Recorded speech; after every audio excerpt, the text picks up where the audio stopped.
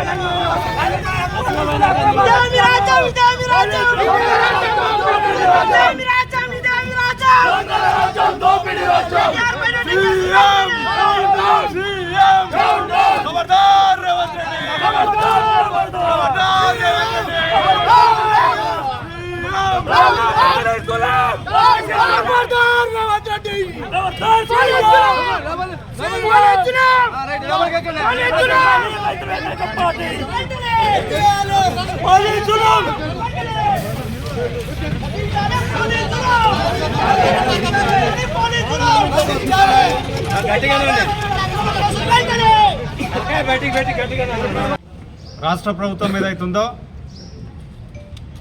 ప్రతిపక్షాలు వాళ్ళు ఏదైతే హామీలు ఇచ్చి ప్రభుత్వంలోకి వచ్చిర్రో ఆ హామీలు నెరవేర్చకుండా ఈ ప్రతిపక్షాలు నిలదీస్తున్నాయనే ఉద్దేశంతో ఏదో ఒక రకంగా ప్రతిపక్షాలను అడ్డుకట్ట వేయాలనే ఉద్దేశంతో ఈరోజు రేవంత్ రెడ్డి ఈ పోలీసులను అడ్డం పెట్టుకొని పోలీస్ వ్యవస్థను అడ్డం పెట్టుకొని ఈరోజు ప్రతిపక్ష నాయకులపైన నిర్బంధం చేయాలని చూస్తూ ఉన్నాడు. దీన్ని తీవ్రంగా ఖండిస్తూ ఉన్నాం. ఈరోజు కేటీఆర్ గారు రాష్ట్రంలో ఏ రకంగా ఐటీ డెవలప్ చేసిండో మనం చూసాం. హైదరాబాద్ ప్రాంతంలో ఎలా అన్ని రంగాలను ఎట్లా ముందుకు తీసుకొచ్చిండో మనం చూసాం. కానీ రాష్ట్ర ప్రభుత్వం అభివృద్ధి పైన దృష్టి పెట్టకుండా ప్రతిపక్షాల నోరు కట్టే విధంగా మొన్నటికి మొన్న లగచర్ల సంఘటనలో చూస్తే నరేందర్ రెడ్డి గారు రైతుల పక్షాన ఉన్నాడని చెప్పి ఆయనను తీసుకుపోయి జైల్లో పెట్టడం జరిగింది. అదేవిధంగా విద్యార్థులకు హాస్టళ్లలో విషపూరితమైన ఫుడ్ పెడుతున్నారని చెప్పి విద్యార్థి నాయకులు హాస్టళ్లకు పోతే వాళ్ళపైన కేసులు పెడతా ఉన్నారు. ప్రభుత్వం ఈరోజు ప్రభుత్వానికి వ్యతిరేకంగా ప్రభుత్వం ఉన్న లోపాలను ఎత్తి చూపేటోళ్లను నిర్బంధించే రకంగా వ్యవహరిస్తూ ఉన్నది. దీన్ని తీవ్రంగా ఖండిస్తూ ఉన్నాం. రేపు ప్రభుత్వం పైన ఏ ఉద్యమానికైనా కానీ మేము సిద్ధంగా ఉన్నాం. ఇట్లాంటి చర్యలు ఇకనైనా మానుకోవాలని రేవంత్ రెడ్డి గారిని హెచ్చరిస్తూ ఉన్నాం. నమస్తేలు తెలుపుతూ ఈ అల్లా మనం చూస్తూ ఉన్నాం. ఐఏఎస్ దానకిషోర్ గారు ఇచ్చిన కాంప్లైంట్ని బేస్ చేసుకొని ఈ తెలంగాణ రాష్ట్రానికి భవిష్యత్ అయిన మన కేటీ రామారావు గారి పైన ప్రివెన్షన్ ఆఫ్ కరప్షన్ యాక్ట్ కింద 13(1)A రెడ్ విత్ 13(B) లోపల సెక్షన్స్ లోపల కేసులు పెట్టడం చూసినాం. అదేవిధంగా ఐపీసీ 409 రెడ్ విత్ 120(B) పైన కేసులు పెట్టడం చూసినాం. నేను ఇవన్నీ కేసులు కూడా గౌరవ కేటీఆర్ గారి పైన ఎట్లా వర్తిస్తాయని నేను ప్రశ్న వేస్తూ ఉన్నాను. మనం ఒక్కసారి ఆలోచన చేసినట్లయితే ఏదైతే ఫార్ములా ఈ రేస్ కార్యక్రమం మన హైదరాబాద్లో 11 ఫిబ్రవరి 2023 నాడు చేపట్టడం జరిగిందో అది దేశవ్యాప్తంగా దేశానికే బ్రాండ్ వేయించే విధంగా, అదేవిధంగా మన క్యాపిటల్ సిటీ అయిన తెలంగాణ క్యాపిటల్ సిటీ అయిన హైదరాబాద్ బ్రాండ్ వేయించే విధంగా అది పరిగణించిన పరిస్థితిని నేను చెప్తా ఉన్నా. నేను ఒక మాట చెప్తా ఉన్నా, సచిన్ టెండూల్కర్ భారతరత్న అవార్డు గ్రహీత ఆ వ్యక్తి కూడా ఇక్కడికి వచ్చి ఆ ఒక కార్యక్రమాన్ని వీక్షించి దాన్ని కూడా కొనియాడిన పరిస్థితిని నేను చెప్తా ఉన్నా. నేనేమంటున్నా అంటే రేవంత్ రెడ్డి గారి గురువైన చంద్రబాబు నాయుడు గారి కోడలు నారా బ్రాహ్మణి కూడా ఆ కార్యక్రమంలో లేదా అని నేను అడుగుతా ఉన్నా.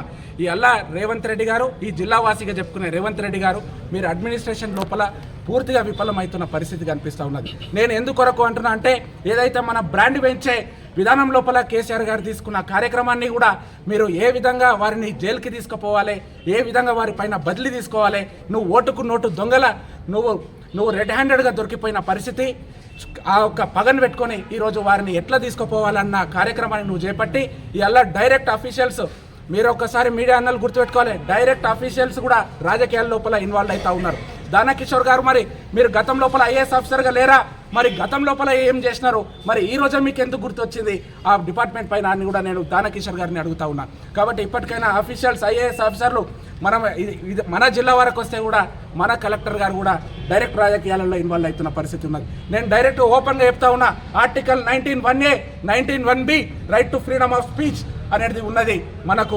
మనకు ప్రొటెస్ట్ కూడా 19(1)B లోపల ఉన్నది. ఇవాళ మేము ప్రొటెస్ట్ చేస్తూ ఉంటే పోలీస్ అన్నలు వచ్చి ఏ విధంగా అడ్డుకున్నారో మన మీడియా అన్నల ద్వారా నేను అడుగుతా ఉన్నా. అదేవిధంగా వికారాబాద్ ప్రజానీకం అంతా చూసింది.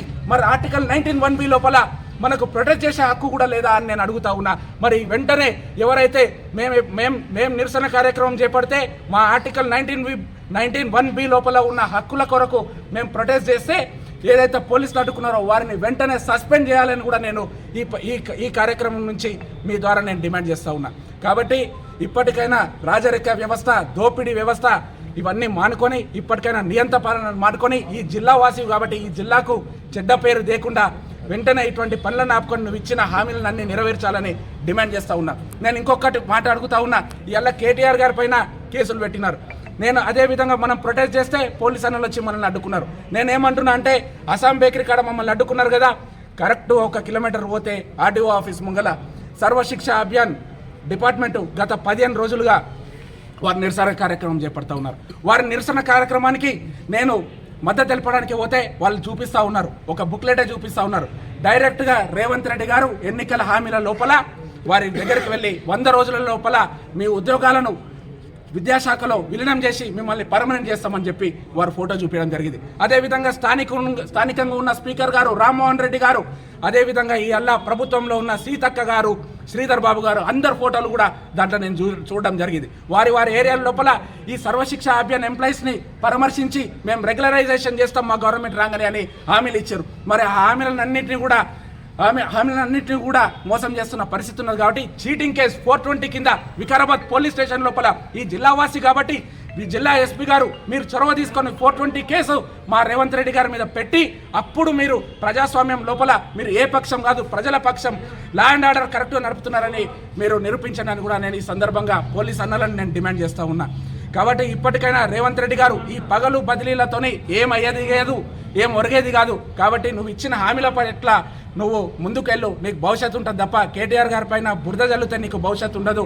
ప్రజలందరూ కూడా చీ అంటున్నారు. ఈ జిల్లా వాసి అని చెప్పుకుంటావు కాబట్టి మాకు చెడ్డ పేరు వస్తున్నది. కాబట్టి నువ్వు ఇప్పటికైనా నీ యొక్క శైలి మానుకో అని చెప్పి నేను ఇక్కడ నుంచి డిమాండ్ చేస్తూ సెలవు తీసుకుంటా ఉన్నాను.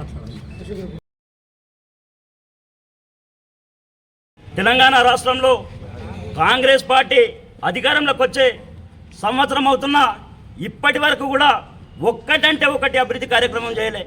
పొద్దుందాకా వాణిలు కూల్పాలనా, వీణులకు చేసి పెట్టాలనా, వాణిలకి ఇటాచి పెట్టాలనా, రైతులను జైల్లో వేయాలనా, వీటి మీద ఉన్న ధ్యాస అభివృద్ధి మీద లేదు కాంగ్రెస్ పార్టీకి. 70 సంవత్సరాల దరిద్రాన్ని పోయింది అని చెప్పి అనుకున్నాము. మళ్ళీ ఈ యొక్క 10 సంవత్సరాలలో ఏదైతే వెలుగు చూసినామో ఆ వెలుతురులోంచి మళ్ళీ ఒక తెలంగాణ రాష్ట్రాన్ని అంధకారంలోకి నెట్టే ప్రయత్నం చేస్తూ ఉన్నది కాంగ్రెస్ పార్టీ. ఎందుకు ప్రజల మీద మీరు కక్ష కట్టిరు అని చెప్పి బీఆర్ఎస్ పార్టీ పక్షాన మేము అడుగుతా ఉన్నాం. ఈడ కేటీఆర్ గారు ఏమీ చేయలేక, అంటే కేటీఆర్ గారు మీరు ఏమీ చేయలేక ఏదో ఒకటి నెపం నెట్టి ఇది రేసింగ్ అని ఇంకోటని ఏదో ఒకటి ముందలేసుకొని మీరు ఏదో చేస్తూ ఉన్నారు. మీ జైళ్లకు, మీ కేసులకు, మీ యొక్క ఈ అక్రమాలకు ఈడ మీ తాటాకు చప్పుళ్లకు బెదిరేటటువంటి కార్యకర్తలు కానీ నాయకులు కానీ బీఆర్ఎస్ పార్టీలో లేరు అనేటటువంటి విషయాన్ని మీరు గుర్తుపెట్టుకోవాలి. ఎందుకు అంటే ఇది ఉద్యమ పార్టీ, తెలంగాణ రాష్ట్రాన్ని నిర్మాణం చేసినటువంటి పార్టీ. ఇక్కడ ఉన్న వాళ్ళు ఒక్కొక్కరు కూడా ఒక 100 మంది సైనికులతో సమానం. కాబట్టి మీరు ఎన్ని కుట్రలు చేసినా మీ యొక్క కుట్రలను ప్రజలంతా కూడా గమనిస్తూ ఉన్నారు.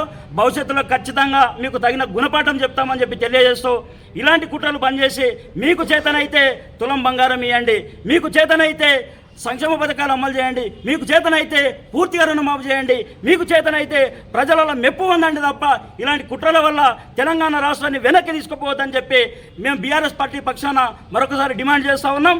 భవిష్యత్తులో ఇలాంటి పునరావృతం అయితే ఖచ్చితంగా ప్రజల ఆగ్రహానికి గురికాక తప్పదు అని చెప్పి ఒక సందర్భంగా హెచ్చరిస్తూ ఉన్నాం.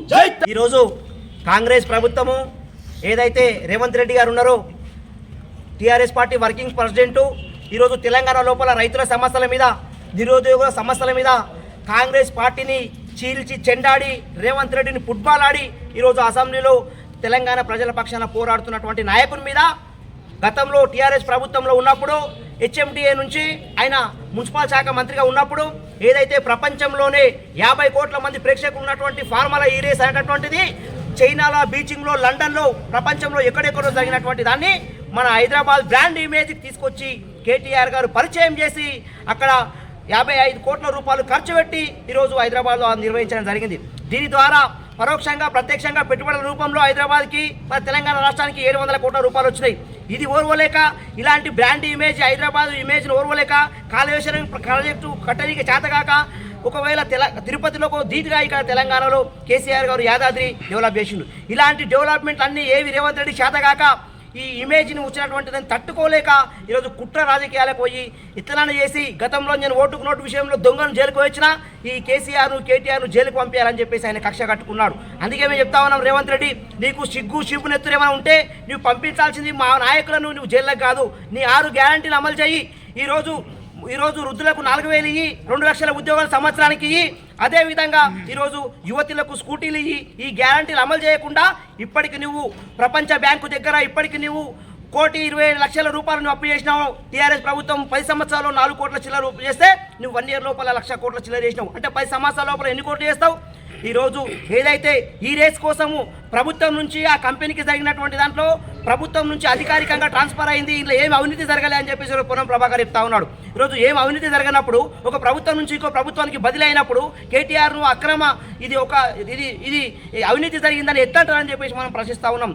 అందుకే మా కేటీఆర్ గారు కడిగిన ముత్యం లేక దమ్ముంటే రేవంత్ రెడ్డి ఈ రేస్ ఫార్మాల వల్ల జరిగినటువంటి తెలంగాణ అభివృద్ధి కావచ్చు, వచ్చిన పెట్టుబడులు కావచ్చు, నేను చేసిన తప్పేమైనా ఉంటే అసెంబ్లీలో నీ స్పీకరే ఉన్నాడు, నువ్వే ముఖ్యమంత్రివి, నీ ప్రభుత్వమే కదా, చర్చ పెట్టు, నేను మాట్లాడతా అంటే ఈరోజు పాయింట్లు తడిసిపోయి ఈరోజు చర్చకు ఈరోజు అవకాశం ఇస్తలేరు. ఇలాంటి దమ్ముంటే చర్చ పెట్టండి, చర్చలో కేటీఆర్ గారు చెప్పడానికి సిద్ధంగా ఉన్నారు, కానీ మీకు చర్చకు సిద్ధపడతలేరు.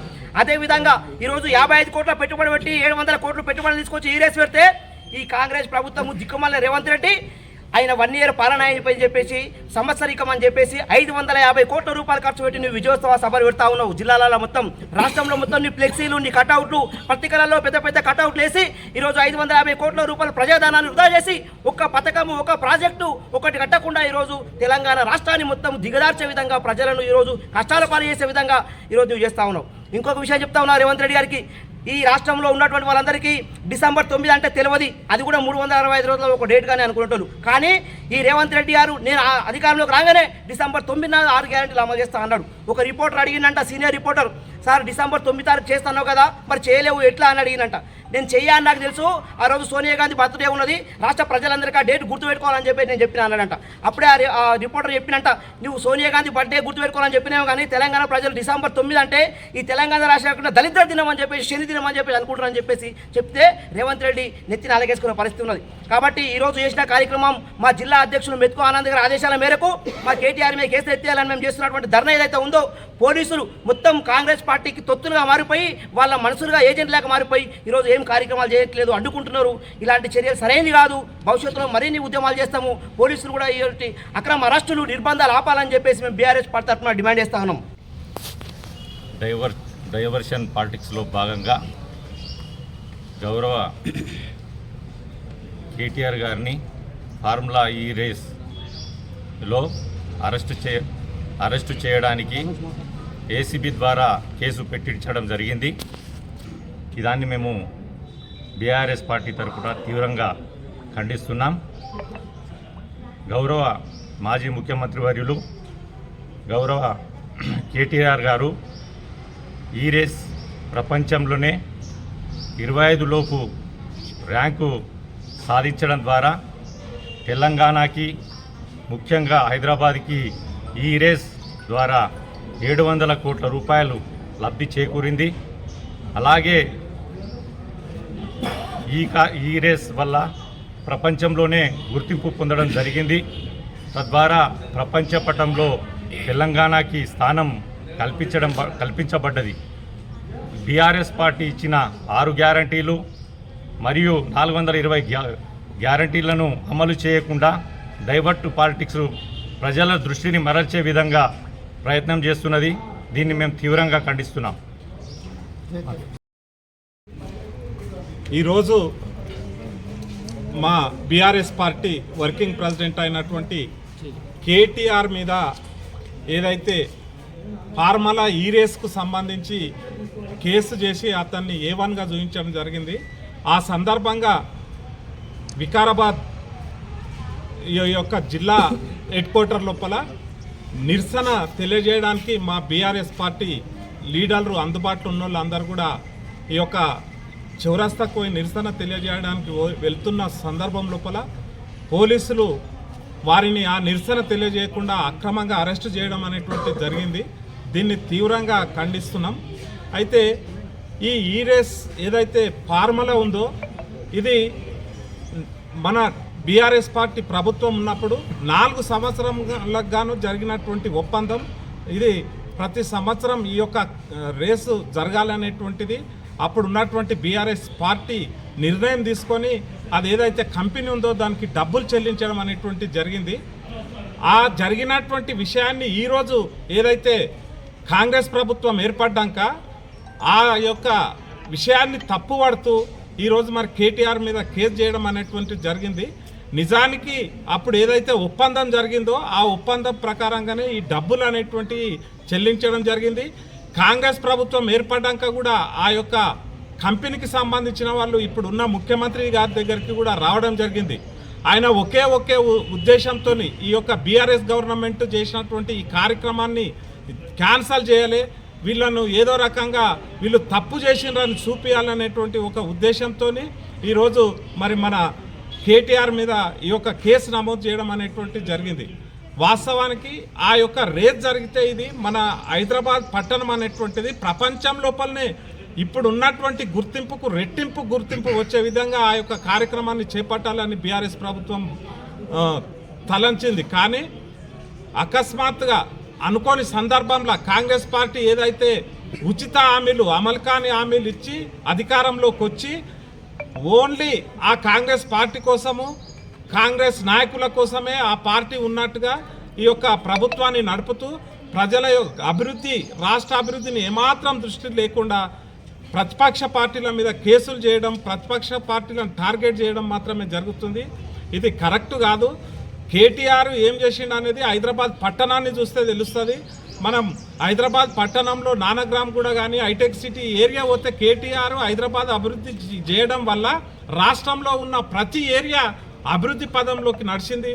వీళ్ళు అటువంటి అభివృద్ధిని అణిచివేస్తూ హైడ్రా అని ఒక కార్యక్రమాలు తెచ్చి హైదరాబాద్ యొక్క ప్రఖ్యాతికే ముప్పు తెచ్చేటువంటి పని చేస్తున్నారు. కాబట్టి ఈ యొక్క కేటీఆర్ మీద జరిగినటువంటి ఈ యొక్క కేసును తీవ్రంగా ఖండిస్తున్నాం.